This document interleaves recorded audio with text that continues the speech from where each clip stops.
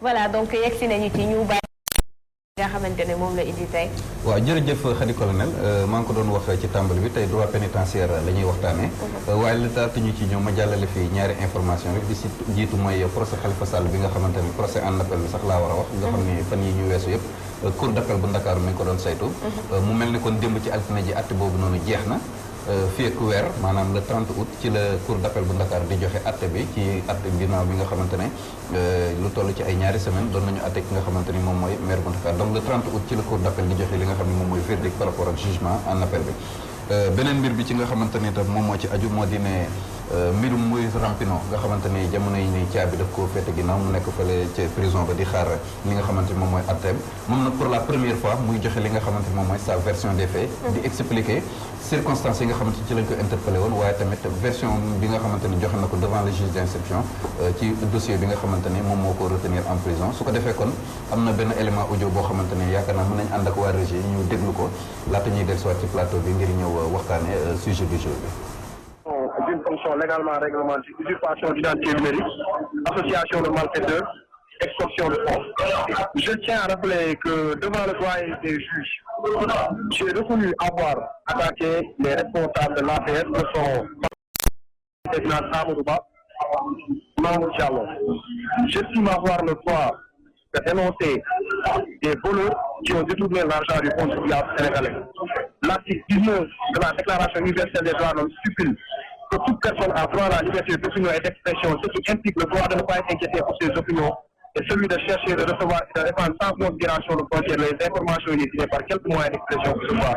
L'article 31 stipule aussi dans la même peine. Aucune disposition de la présente déclaration ne peut être interprétée pour un État comme un droit quelconque de se livrer à une activité visant la destruction des droits et des libertés qui y sont énoncés. Quand un gouvernement ratifie une convention, il soumet sa souveraineté à cette convention. De plus, Bendaba, qui fait partie de l'affaire, a insulté toute la communauté wolof. Elle n'a pas été inquiétée. Mieux, elle a bénéficié d'un passeport diplomatique. L'autre jeune de l'affaire qui a publiquement traité Malik Gakou d'homosexuel dans une vidéo, jusqu'à présent n'a pas été inquiété malgré la plainte de Malik Gakou. Le fils de Sidi Kaba, Mansour Kaba, a injurié les policiers qui sont en faction au niveau du commissariat de Beuth. Il n'a pas été inquiété. Pour ce qui concerne le délit d'usurpation d'identité numérique, Souleymane Jules a utilisé le pseudo de Martel pour insulter le khalife général des Tidjanes et des Mourides. Il suffit de taper sur Google Martel, cher Mohamed les insultes de Souleymane Jules proférées à l'égard des guides religieux. Donc, j'estime avoir le droit d'utiliser un pseudo comme l'a fait Souleymane Jules. J'ai dit devant le doyen des juges que j'ai utilisé le pseudo de JF Diabès parce que trop de communication tue la communication. C'était donc une stratégie. C'est moi-même qui suis allé au niveau de la gendarmerie sans y être convoqué. Donc, ce que je faisais, je ne le craignais pas. Pour ce qui concerne le délit d'usurpation de fonction, là, je pense qu'ils n'ont aucune preuve. Je n'ai jamais dit que je suis journaliste. Donc, j'estime avoir le droit, de dire ce que je pense. Donc, il n'y a aucune preuve qui puisse justifier que je suis journaliste. Donc, ce délit aussi ne tient pas là. Pour ce qui concerne l'association de malfaiteurs et l'extorsion de fonds, je tiens à préciser que Gaston Meng a utilisé mes articles en mon insu pour se faire de l'argent. Et ça, il l'a dit publiquement.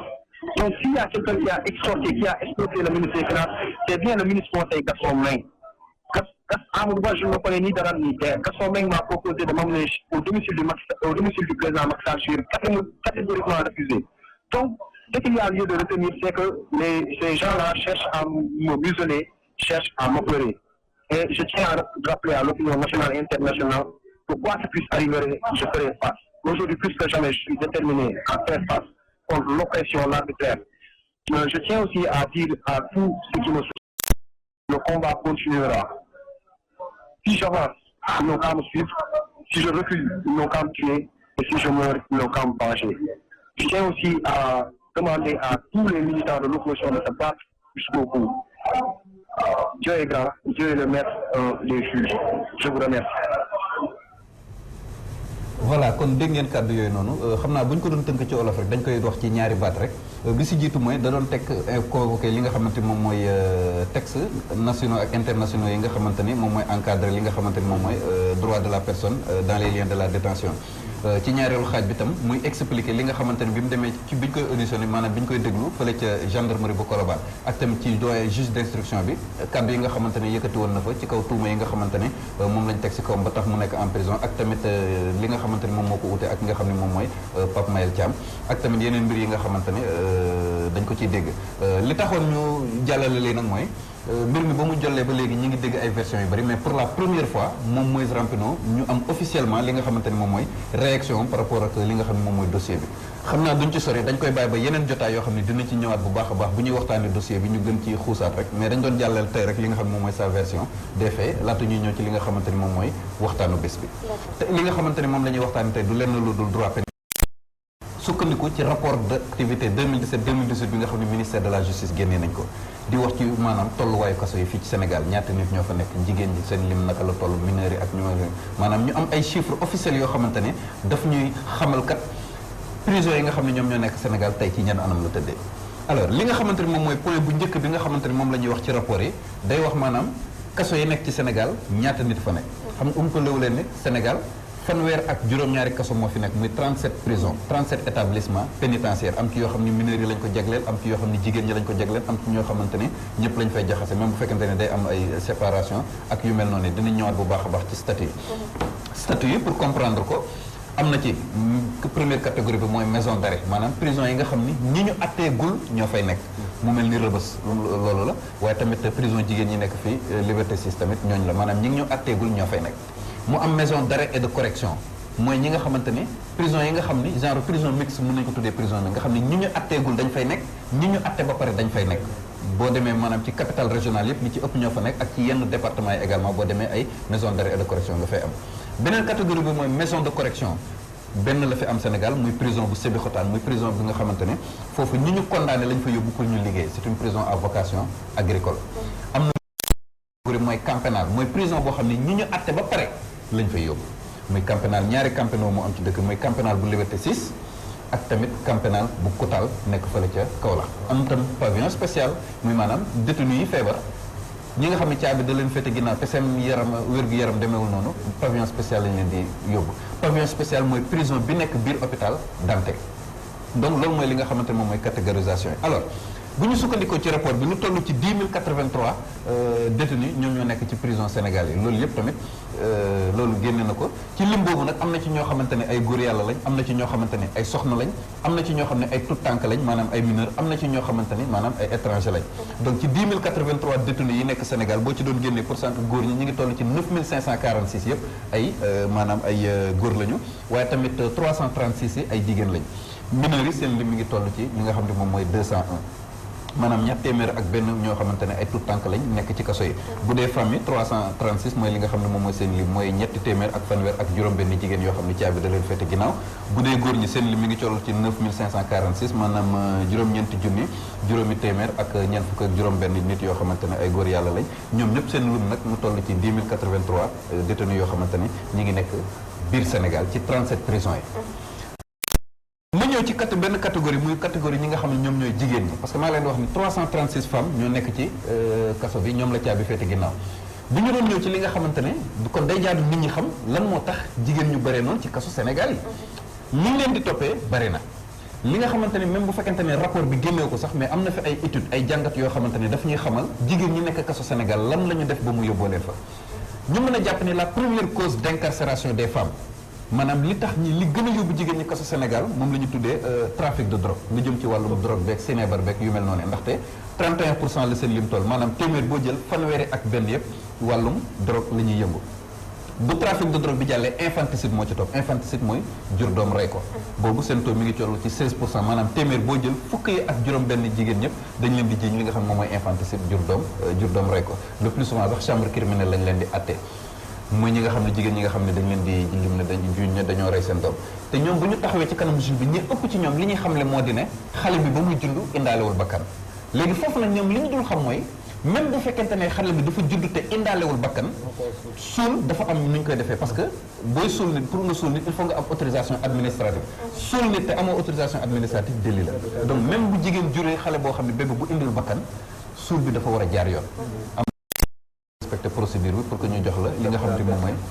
voilà këyit yi nga xam ne moom moo lay may pour nga mën ko dem suuli donc loolu ci la bokk donc trafic de drogue bi moom lañ moo ci jiitu infanticide bi topp ci waaye tamit avortement ci la bokk maanaam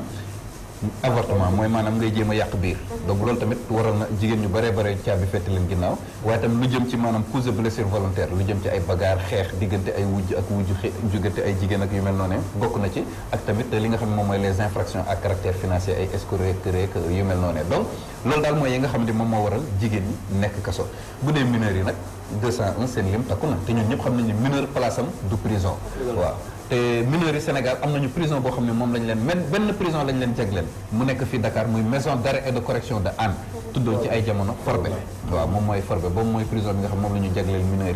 yi te ñoom li nga xamante ne moom mooy li leen fa tax a jóg rek ay vol ak yu mel noonu mooy li nga xamante ne moom moo waral ñu nekk foofu ba léegi bu ñu sukkandikoo ci rapport bi xamal nañu ci biir mboolem nit yi nga xam ne ñoom ñoo nekk Sénégal détention provisoire seen lim naka la toll waaye tamit ñi ci condamné détention provisoire mooy ñiy xaar ñu atte leen condamné mooy ñi nga xam ne atte nañ leen ba pare teg seen kaw ay daan amaana sax mën nañu def appel bu dee détenu provisoire ñu ngi toll ci 4175 maanaam ñeenti junni ak téeméer ak juróom-ñaar fukk ak juróomi nit yoo xam ne ñu leen lim bi dafa bëri 4175 yoo xamante ne ñi ngi xaar ñu atte leen te ci biir lim boobu am na ci ñoo xam ne ay góor lañ ay jigéen lañ am na ci tamit ay mineurs parce que ci biir ñooñu ñu mën a ci nit ñi nga xam ne ñi ngi xaar ñu atte leen jigéen ñi ngi toll 168 ñi ngi toog di xaar ñu atte leen 45 mineurs tamit ñi ngi toog di xaar ñu atte leen muy rek loo xamante ni day confirmer cas de longue détention yi nga xamante ni saa su nekk dañ koy nemmeeku te tamit lu toll ci plus de 4000 détenus yoo xam ne ñi ngi toog di xaar ñu atte leen am na ci ñoo xam ne ñaari at la ñu def ñi ñettee at am na ci ñoo xam ne juróom-ñaari at juróom-ñetti at juróom-ñeenti at am na ci ñoo xam ne sax dugg nañ ci seen fukkeelu at te ba léegi atteeguñu leen donc nga gis ne kon malgré politique yi nga xamante ni état bi teg na ko fi yëpp pour désengorger prison yi dinañ ci ñëwaat léegi gis nga ni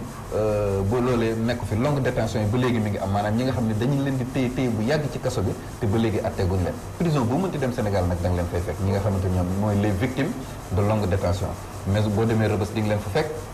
boo demee ci prison yi nekk ci région yi ak ci yenn département yi également ci 37 prisons yi bëri na ay prison yoo xamante ni daal boo fa demee di nga fa fekk nit ñoo xamante ni dañoo ci ay caabi dañu fete ginnaaw ñu toog di xaar li nga xam ne moom mooy seen atte te comme ni ma ko waxee woon ci mineurs yi bu fekkente ne mineurs yi benn prison lañ leen jagleel fii ci Sénégal mu nekk Dakar ci région yi dañuy am quartier pour mineurs mais bu dee jigéen ñi ñaari prison lañ leen jagleel fii Sénégal muy maison d'arrêt pour femmes bu Liberté 6 ak maison d'arrêt et de correction région yi ñoom dañuy am quartier pour femmes boo xamante ni foofu la ñu ngi exemple boo demee prison bu Thiès par exemple boo duggee ci biir détention bi prison jigéen ñi ngay njëkk a jot ñoom moo nekkee à droite boo dem ci biir terrain bi noonu à droite prison jigéen la après da ngay xuus ba ci kanam dem ba ci fond bi ci ngay soog a jot détention bi nga xam ne foofu moo lay yóbbu ci li nga xam ne moom mooy détention bi ñuy profité bu baax a baax di nuyu mboolem détenu yi nga xam ne ñu ngi foofee ci maison d'arrêt et de correction bu Thiès waaye tamit personnel pénitentiaire bi également ñu ngi leen di nuyu donc loolu tamit nekk na ci li nga xamante ne moom mooy mbir mi kon ñi nga xam ne ñoom ñooy 4175 détenus provisoires yooyu noonu bu ñu doon xool li nga xamante ne moom lañ leen di jiiñ bari na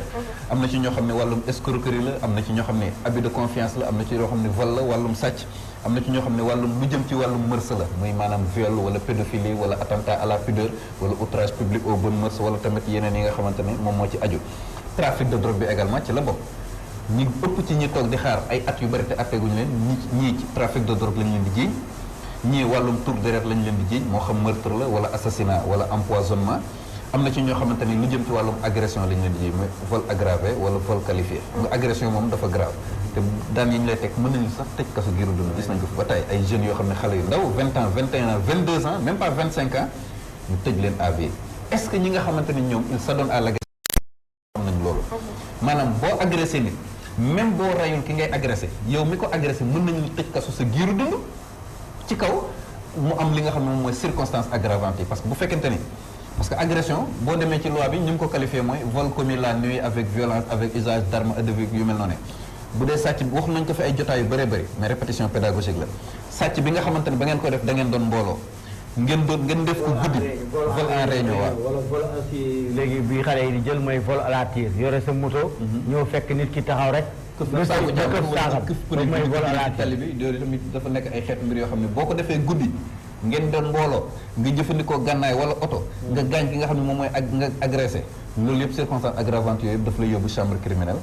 te daan nañu lay teg mën nañ la tëj kaso giiru dund gis nañ ko ba tey ñoo xam ne ay jeunes yu ndaw ñu tëj leen kaso giiru dund parce que dañu agressé rek te pourtant reyu ñu nit de mais gis ngeen li nga xamante ni saa su nekk moo ci am donc da ciy jaadu ñu bàyyi ci xel bu baax a baax lu jëm ci agression li ci gën a tuuti 2 ans la donc dafa nekk mbir bu grave boo xam ni jeunes yi ci adonné wu war nañ ko moytu bu baax a baax kon seen lima ngi noonu ñi nga xamante ni ñoom la ñu atte donc pour résumer 1083 détenus ñoo nekk ci 37 prisons yi 4175 ñooy détenus provisoires maanaam ñi nga xamante ne ñoom ñooy toog di xaar ñu atte leen kon day jaadu kon ñu xam limu ñi nga xamante ne ñoom la ñu atte ci 5875 détenus yoo xamante ne condamné nañ leen ba pare alors beneen wàll gi nga xam ne dama ciy ñëw te rapport bi génne na ko rapport ministère de la justice bi rapport d'activité 2017-2018 mooy li ñu tuddee surpeuplement vraiment mu nekk phénomène bu sérieux fii Sénégal surpeuplement mooy kaso yu fees 37 prisons yi nekk Sénégal kaso yëpp fees nañ maanaam dépassé nañ li ñu waroon jël ba mu des ñeenti kaso kese ñoo fi dépassé gu seen capacité d'accueil ci 37 prisons yi nekk Sénégal muy prison bu Sébikotane muy prison bu Foundiougne muy prison bu Nioro ak tamit bi nga xamante ni moom mooy prison bu Kédougou ñeenti prison yi kese ñoo fi dépassé gu seen capacité d'accueil bu dul ñeenti yi yeneen prison yi ci topp yëpp dépassé nañ seen capacité d'accueil parce que prison bu nekk dafa am lu mu war a jël mais gis nañu ne prison yëpp dañu dépassé li nga xam ne moom la ñu war a jël donc 37 prison moo fi am boo jëlee prison yëpp li ñu war ci 4224 places mooy place bi am pour 37 prisons yi mais actuellement dépassé na ko donc boo doon xool dépassement bi mi ngi toll ci 5800 détenus de trop 5800 détenus yoo xam ne dafa ëpp maanaam place yi dañoo fees del loolu dafa nekk loo xamante ni rapport bi daf ko wane te boo doon def tamit lu top 10 des prisons les plus peuplées maanaam fukki kaso yi gën a fees Sénégal moom laa leen di jox yii la bi ci jiitu mooy prison bu Rebeuss mooy kaso bi gën a fees Sénégal 2279 détenus pour 469 places du samay kàddu rapport bi moo ko génne rapport d'activité 2017 2018 du ministère de la justice deuxième prison la plus peuplée ñaareelu kaso bi gën a fees mooy prison bu Thiès 1126 détenus ñoo fa nekk alors que mi ngi waroon jël 337 places troisième prison bi gën a peuplée mooy camp pénal bu Liberté 6 nga xamante ni 971 détenus ñoo fa nekk te ay places am nekkoon ci 358 xanaa loolu doy na waar. ñeenteelu kaso bi gën a fees mooy prison bu Kaolack nga xam ne 600 détenus la waroon jël te tey actuellement mi ngi dépassé nag 600 détenus ñoo fa nekk alors que 270 places la am. en fait bu ci nekk romb nga double bi di dem. justement daf ko dépassé largement en fait. 200 600. bu ko jegee woon sax mu tane mais daf ko dépassé largement. donc maa ngi woon ci 4e bi 5e prison bi gën a 172 détenus Tambacounda topp ci Saint-Louis topp ci Ziguinchor topp ci Kolda topp ci Koutal topp ci donc lii de mooy li nga xam ne moom moo fi am. mu doy waar trop. c'est triste. c'est triste. doy na waar trop kenn mënu ko expliquer doy na waar trop. te je pense que bu ñu saafara woon problème ñi nga xamante ne dañu leen di tëj yéex leen a jugé bàyyi leen ba peut-être dina tax mu tane. non doon na ci tane bu baax. non loolu Khady c'est que dafa am loo xamante ni tey jii réew mi dañu war a xam ni tëjee dafa metti ñi nga nit ki boo ko jëlee denc ko rek tëj ko rek yow déjà du moom nga tëj mais tëj nga yaayam tëj nga papaam tëj nga famem tëj nga ay xaritam te ñooñu du ñu nekk tranquille tant que xamuñu ñaata la war a tëdd gis nga moom mi nekk ci biir moom moo ëpp jàmm sax ñu nekk ci biti ndax dama ko dund tey ci naan sama frère man tey jii mu amoon problème mu oto fiir nit mais ñun famille bi problème bi ñu amoon moo ëpp sax moom problème bi mu amoon te bëri na ci ay xeetu moromam yoo xamante ni moom bu mu génnee ay histoire yu muy lay rencontré yoo xamante ne moom day fàtte problème am kon nañ ñu dimbali ngir yàlla war a sóor yi ku ci am problème bañ teel a ñu gaaw la àtte bokk xam kañ ngay tëdd ak kañ ngay génn daal. surtout que ak peut-être loolu Pape Ndiaye moo tax ñuy dégg souvent ñuy wax kaawu paquetage bi nga xamante ne moo am foofu ak ñoo xamante ne bu ñu génnee da ngay gis seen yaram bi yëpp dafay yàqu parce que matt yi foofu mu ngi leen di rey ak condition yoo xamante ne c'est inhumain. waaw condition yi métti vraiment. donc loolu daal mooy li nga xamante ni moom mooy lu top 10 maanaam fukki kaso yi nga xamante ni ñoom ñoo gën a fees ci kaso yi te noonu la tëddee. te ci 10 yi rek lañ jël 10 yu njëkk yi rek lañ jël parce que mënoon na ko dépassé mënoon nañ topp liste bi noonu ba ci 37 prisons yëpp nga xam ni daal biir 37 prisons yi 4 prisons rek ñoo ci échappé comme ni ma ko tuddee léegi muy prison bu Sébikotane Kédougou Nioro ak tamit prison bi nga xamante ni moom mooy Foundiougne donc loolu mooy li nga xamante ni moom moo jëm ci phénomène surpeuplement bi ak politique yi ñu fi teg yëpp nag terewul sur foofu kaso yi fees nañ. indi nañ fi chambre criminelle nga xam ne de manière permanente lay am mu remplacer cour d'assises terewul mbir yaa ngi am. indi nañ fi également li nga xam ne moom mooy grâce présidentielle parce que rien que at bi ñu génn rek 773 personnes grâce nañ leen lu toll ci plus de 168 personnes yoo xamante ne am nañu libération conditionnelle. mais terewul mbir maa ngi am ba léegi. c'est-à-dire que ñi ngi def ay politique pour désengorger parce que c'est vrai aussi que chambre criminelle tax na ñu gaawal li nga xam ne moom mooy atte yi donc quelque part am na problème yu muy régler mais problème bi mooy au moment où mi ngi désengorger di régler ay solutions système bi changé wul ba nit ñi ni ñu leen di yóbbu bëri donc ça veut dire que tant que réglé wuñu loolu ba pare en amont problème bi du mën a réglé c'est ça malheureusement waxtu bi xoj nañu te doo am accompagnement pour ñu bañ a delluwaat ci li mu doon def. surtout ça donc sûrement dinañu am occasion ñëw ji ci anam bu gën a yaatu ci yeneen. waaw dafa mel ni temps bi moo xaw a cete de. donc Fatou Ndiaye ñu ngi lay jaajëfal dañ koy dagg foofu rek.